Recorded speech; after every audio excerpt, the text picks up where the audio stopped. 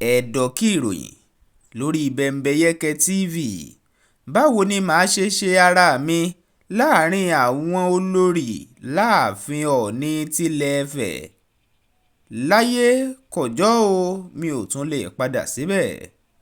Olórí tẹ́lẹ̀ rí fún Ọọ̀ni tilẹ̀ Ifẹ̀ Sílẹ̀kùnọlá Naomi, òun ló ti sọ̀rọ̀ síta.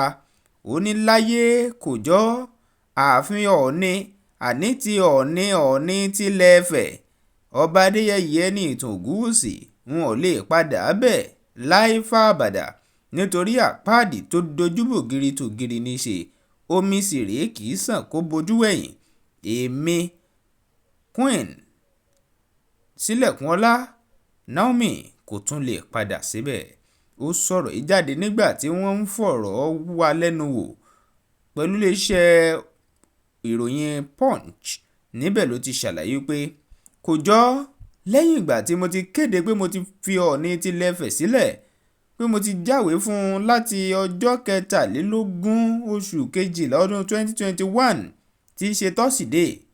Kò tún sí ní tó jọ, kódà kò rú wúkẹ́ lọ́kàn mi lásán láti padà. Mi ò lè padà mọ́ o. Ó ṣàlàyé ọ̀rọ̀ yìí nígbà tí wọ́n bi léèrè wípé pẹ̀lú bí tẹ́ ẹ wà báyìí, tẹ́ ẹ sì ní wípé ẹ lọ́kùnrin kankan, ẹ fẹ́ èèyàn míì, ẹ sì wá ní kò wá ṣe yín bí kẹ́ ẹ padà sọ́dọ̀ ọba Ògúnwùsì. Ó ní ìgbín tẹnumọ́gi Ògún níṣẹ́, èmi ò lè padà láyé fàbàdà kò jọ.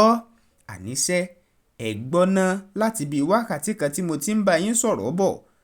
Ó yẹ kẹ́yìn náà ti máa wò báwo mo ṣe fẹ́ ṣe ra mi láàrin àwọn olórí alágbára, àwọn olórí tó ti wà ní ààfin Ọọ̀ni tilẹ̀ Ifẹ̀.